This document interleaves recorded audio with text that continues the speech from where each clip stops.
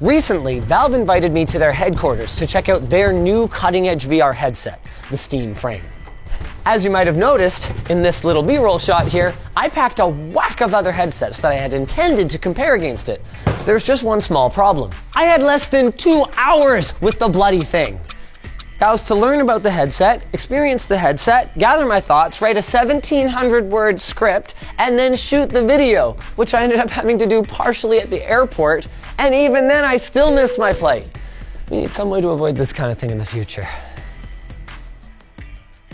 Anywho, now that I'm in the comfort of my own studio, they can't stop me from gathering up all the key VR headsets from the major players like Apple. Just kidding, Apple. From the major players like Meta and Valve themselves, as well as from some more niche players like Apple, and also Big Screen and Sony. That last one is pretty key because the frame takes one of the best features of the PSVR 2 and steps it up to a whole new level. But it's not all sunshine and yachts. In some ways, the Steam Frame obsoletes everything else on the market, but in others, it still lags behind.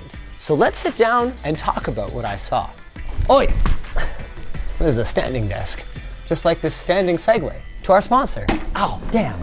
Ugreen. Their DH2300 NAS is a great backup solution, offering up to 60 terabytes of local, secure, cloud-free storage. And you can automatically back up files from your phone or computer. Check out the DH2300 at our link in the video description. Before we jump into these headsets, let's do a quick recap of the Steam Frame. Elijah, time me. Powered by Snapdragon 8 Gen 3 and 16 gigs of LPDDR5X memory, the frame features an ARM-based computer running SteamOS with the ability to play native ARM games, Linux x86 games, and even Windows x86 games on a big virtual screen. Or, if you're more about total immersion, you can play the aforementioned flavors of VR games, either on-device, or you can power them with your dedicated desktop and stream video to the frame using the included Wi-Fi 6 GHz dongle. Valve uses an incredible technology called foveated streaming, more on this in a bit, to deliver low-latency, high-fidelity video wirelessly to the frame's 2160 by 2160 LCD displays at up to 144 Hz, all while weighing just 185 grams, including the integrated 21.6 watt-hour battery. Time. Pretty good, right? I think you were a little generous. With the head strap, it's more like 440 grams. Okay, not what I meant. And besides, even with the head strap, the Steam Frame is still around half the weight of some of the other headsets that we're looking at today. Why don't we start with one that isn't on the table? The original, the Valve Index. Right out of the gate, the Index has some glaring disadvantages. The ergonomics were fine at the time, but when we compare to the frame, not only does it weigh far more, not to mention need to ratchet onto your noggin, but the light seal is worse. The balance of the weight is worse, with it all kind of hanging off the front of your face, and the constant drag of the cord is something that many have tried to overcome, but even the best solutions seem to be plagued with issues. And that's not the only way that the Index has aged ungracefully. Even at the time of its release, its field of view and its resolution were hardly groundbreaking, and they were quickly surpassed by competitors like Pimax, HP, and HTC. The frame is going to have a major advantage there, upgrading not only the display resolution, but also the optics to dramatically enhance the perceived image quality. With that said, that doesn't make the Index suddenly irrelevant for everyone who owns one. One area that Valve didn't even aim to improve was the field of view. And, like the Index, the frame uses LCD panels still, so don't expect the same kind of mind-blowing contrast that you might get from some of our other headsets today. Another area that Valve didn't even try to improve was tracking. They told me point blank that the target was as good as Index. But that also ain't a bad thing. The Index used anywhere from 2 to up to 4 base stations for room scale tracking. These little guys sweep infrared lasers across your entire play area to determine the exact position of your headset and controllers.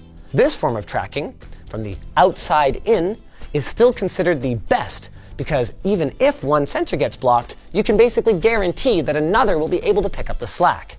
With that said, Valve sounded very confident that the wide, near 180-degree side-mounted cameras on the frame would allow their new inside-out tracking to capably handle even unusual positions, like drawing an arrow out of a quiver. What I'm less sure about is unusual VR accessories. I've had a lot of fun over the years streaming with a full-body VR avatar, and unless Valve releases one later, I have a hard time imagining a way to get reliable tracking on my waist and my feet without relying on an outside-in system. Another mixed bag is the controllers. On the one hand, I can see why Valve chose a more industry-standard approach this time. It will make default keybinds simpler for VR developers, and it allows flat-screen games to be easily enjoyed without learning a new controller layout. But I, and many others, loved both the ergonomics and especially the 5-finger awareness of the Knuckles controllers. The good news is that with a modestly priced upgrade pack, you can maintain a similar feel, and personally, I love the change to a single AA battery per controller, because that means no more waiting around to play. You just drop a freshly recharged battery in, and you're good to go. The last point is one that I'm particularly nervous about. The Index's onboard audio is nothing short of legendary. The near-field speakers sound great, and somehow they leak very little externally. That can be a pretty big deal depending on the things you like to do in VR. And the microphone is so good that my chat was often flooded with messages demanding to know what amazing microphone I was using. Now, Valve says that the frames should be on par, and I haven't got a reason to doubt them, but I do worry a little bit that the position of the speakers might make it hard for them to sound quite as good, and it may cause more leakage. The thing is, I love my Index, and many, on paper, superior headsets have come and gone through my house with the Index staying part of my setup. It's just one of those truly great products that is more than the sum of its parts. But it's not the only great VR headset. Let's compare now to the G-SOT, the greatest selling of all time, the Meta Quest series. The current king of the hill for Meta is the Quest 3, and this really shows you what an unlimited budget will do for you. This thing is a couple of years old now, but it is aged like fine wine and still holds up surprisingly well. It boasts nearly the same per-eye resolution as the Steam frame, and it also uses low-profile pancake lens optics. Meta has invested heavily in attracting VR game developers to their platform, even going as far as to acquire Beat Games, maker of the smash hit Beat Saber, and it even got a $150 price drop for the 512 gig model, making it the obvious choice for a value VR setup, until its little brother, the 3S, showed up more recently. Even now, though, the Quest 3 is going to be a tough package to beat from a bang-for-the-buck perspective. It also boasts convenient inside-out tracking thanks to its camera array, and it also plays games on board thanks to its Snapdragon XR Gen 2 processor. It also allows streaming from a Steam VR PC, either over a USB-C connection or wirelessly, and it features color rather than black and white pass-through cameras like Valve chose for the frame. But worry not, Valve fanboys, for Gaben didn't come to this gunfight equipped with just any knife. It's a Karambit Doppler Sapphire knife!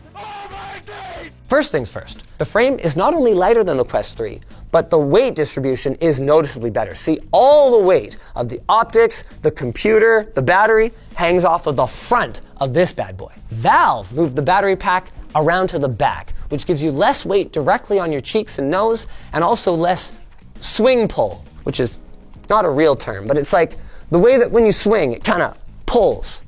You know what I mean? Valve also holds a slight advantage when it comes to screen refresh rate. While both headsets officially top out at 120 Hz, Valve includes an experimental 144 Hz mode. Finally, the Quest 3 does not have out-of-the-box eye tracking. This makes it way harder for someone to realize that you're checking out their VR avatar and come over and talk to you. Either to say, hey, I like your avatar too. Or to say, stop looking at me, weirdo. But more importantly, it gives Valve a giant advantage for wireless streaming. It's time to talk about foveated streaming. See, when Meta beams a video frame from your connected PC over to your Quest 3, they do so using the same bitrate or the same quality for the entire frame. That's because Meta has no way of knowing where you're looking.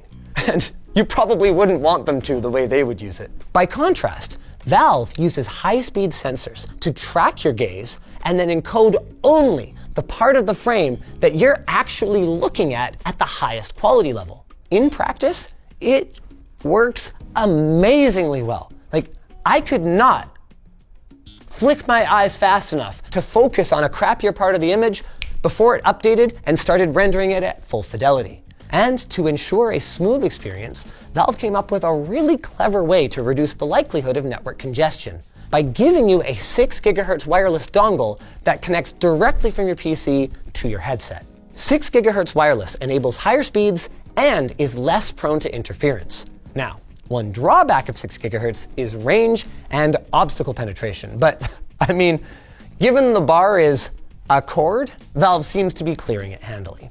It's also worth noting that the Quest 3 also supports 6 GHz Wi-Fi, but depending on your Wi-Fi access point and your network configuration, your experience with it may vary.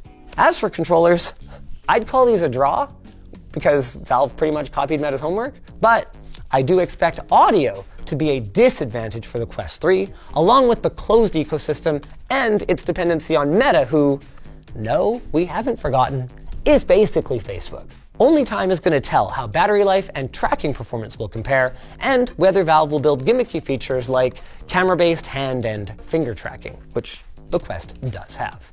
Now for the most gimmicky of all of our headsets today, the Apple Vision Pro. Not because it's bad. I mean, the technology is really cool. It's just that Apple really desperately wanted this thing to be anything but a VR headset. So they ended up with this, which is maybe a great spatial computer, but nobody, even now, knows what the fuck that is. Which really sucks, because as a VR headset, this thing had so much potential.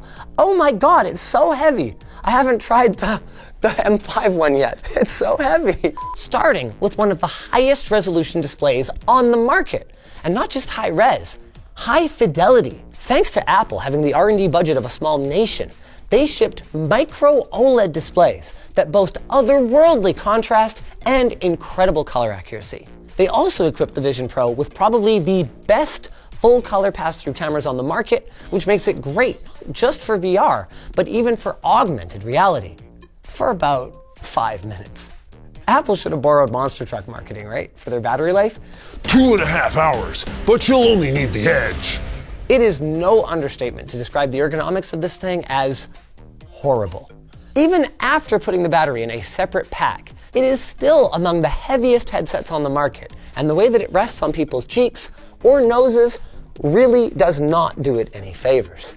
The M5 version does come with a new strap that I'm trying for the first time, and it does seem to actually help take some of the weight off of my nose, but oh man, it's still rough, dude. Now, one advantage that the Vision Pro currently has over the frame is its ability to watch stereoscopic content. This is great for spatial photos and videos that you might record on your iPhone, or for watching 3D movies. Valve does say that they are looking at adding that in the future, but hey, you can refer back to the Vision Pro for proof of this. You should never buy anything based on a promise. With that said, as easy as it is to rip into Apple for their confusing choices and prices, one thing that they nailed on the Vision Pro was hand gestures and the no controller experience. Vision OS really does provide a seamless way to move things around and interact with 3D space, even if Apple's prudishness and their apathy towards gaming ended up boxing out 2 of the biggest app categories for VR users. Sorry, excuse me, I mean spatial computing enthusiasts. Which raises another problem with this device. In spite of its up to 120 Hz refresh rate, not to mention god-tier displays, it's not a gaming headset. So no matter how good it is, and it is good, even the speakers are okay for their size, it's not really a competing product. Or maybe Apple wishes it wasn't.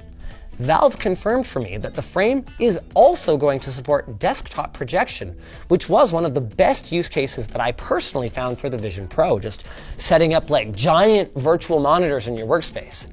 That leaves Apple with a pretty tough sales pitch. And I've hardly even talked about the price. For the cost of this Vision Pro M5, I could buy a VR-capable gaming system and our next VR headset, the Big Screen Beyond 2. It's expensive.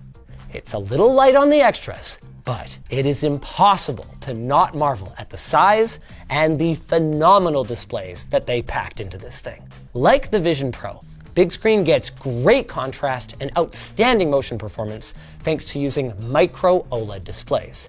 They are at a lower resolution and a lower peak refresh rate of 90 Hz, but with how close they sit to your face, not to mention their new upgraded pancake optics, you get a measurably wider field of view to go along with your great contrast. There is no question in my mind that the frame will fall behind the Beyond 2 when it comes to image quality. And when it comes to weight.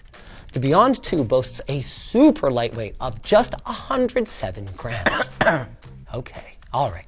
They lean pretty heavily into that number in their marketing, which does not include the weight of their head strap, a head strap that I would describe as garbage on any other headset. But the Beyond 2 gets away with it a little bit because it is still so light. And that's not even the best part of the ergonomics. When you get one of these, you can send in a scan of your face to get a custom molded faceplate that will fit you perfectly. Unparalleled comfort, zero light spill. Does make it a little trickier to share your headset, unless your housemates also buy their own face gaskets. But with this level of immersion, are you gonna wanna share with your SO anyway? Well, maybe, because otherwise they might object to a few things. First being the base stations and the headset tether that are gonna be lying around in your shared living space. Yep, the Beyond 2 uses Valve's second generation outside-in tracking solution, which kind of raises some questions about how they're going to support themselves in the future now that Valve has moved their first-party base stations to end of life. The second big one is the price. This headset I'm holding is 11 hundo. That's for the base non-eye tracking version and includes no base stations, no controllers, and not even an audio solution. You have to BYO USB-C headphones. Now, you can get an audio strap from Big Screen, so you don't have to put headphones on and off every time, and it's pretty nice. They use cost drivers. But it's $130, man! Still, you gotta give these guys credit. They came out of nowhere. They set a goal, build a no compromises, lightweight headset, and they absolutely nailed it with diamond-encrusted golden nails. Which I guess brings us to the PSVR 2, which is, on the other end of the spectrum, an unbelievable bang for the buck if you don't mind being tethered to your PC. Originally launched as a standalone accessory for the PlayStation 5, Sony's sales of this device, allegedly, did not meet their expectations, and they later opened up compatibility for PC. They also dropped the price from a launch price of $550 to just $400, and there is a lot of value on the table at that price. I'm talking 2000 by 2040 OLED displays at up to 120 Hertz. There are some drawbacks. They're not micro OLED, and they're using Fresnel lenses rather than pancake optics, probably to squeeze out as much brightness as possible from those OLEDs. And the ergonomics do leave a little bit to be desired, with some light spill and kind of a one-size-fits-all approach. But again, at that price, you're getting the headset, you're getting the controllers, and you might not care about this, but you're also getting compatibility with the PlayStation 5 and the PlayStation 5 Pro, something that you won't get from any of these other headsets. Which finally brings us to the frame, and maybe the toughest part of our discussion. What price does the Steam frame need to hit to be the industry disruptor that we all want it to be? So far, all that Valve has said on the subject is that they expect it to be cheaper than the Index. But as much as people might hope that they meant just the headset, there is zero shot of that. So all that tells us then is that they expect it to be under the $1,000 price of the Index bundle. And if I'm being honest, I don't think it's gonna be by much. Incoming hot take here. Come closer. One of the reasons is that I don't think Valve has to price it any lower than the Index. I think they can charge however much they want for it. And that sucks. But hearing people internally talk about this thing, it is very clear that people are willing to spend a ton of money to get this device because there are so many other layers to the frame that none of our other headsets even approach. The FEX compatibility layer that allows you to play Windows x86 games on this thing, or the expansion port that will allow third-party manufacturers to make all sorts of modules. The generally open approach that Valve takes to their hardware that you purchased. I hate that sets them apart, but it does. Now, I have a pretty decent wish list for a Frame 2 already. I want OLED displays, I want a better light seal around the nose, and maybe, I hope not, but probably better audio. But there is no denying that Valve has put together an outstanding package, and even if it is $1,000, I'm gonna be buying one on launch day, and so will a lot of people. Just like I hope you'll buy this Segway. To our sponsor. Micro Center! Just because Black Friday's over doesn't mean the great deals on PC parts have to end too. Micro Center's holiday sales are going on all month long, with deals regularly changing and updating, so be sure to keep an eye on their website. If your games are looking outdated and stuck on medium settings, you can save on a new GPU, including AMD's RX 9070 XT. Or, if you just want a pre-built, there's hundreds of dollars to be saved on gaming laptops and desktops. And with the current RAM market, why not just snag a new computer that already comes with 32 gigs of DDR5? That RAM spike did seem to happen overnight, but thankfully Micro Center's MC News is going live and can help you stay up to date with all things tech. So check out the Micro Center holiday deals at the link in the description below. If you guys enjoyed this video, why not go check out the original Steam Frame video where I got hands-on and gave my first impressions. I'm super excited to get my hands on this thing and take a look at it in more depth in the future.